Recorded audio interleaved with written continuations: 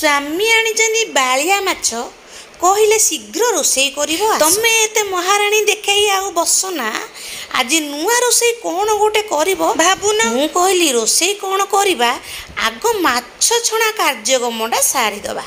माछ छणा कार्यक्रम हमर एइटे सरिला तापरे कौन करिवि बोली भाळेनी पड़िला भाविली गोटे बेंगली रोषेई करी बेंगली माने तो माछ को बहुत बढ़िया रोषेई करती मु देखी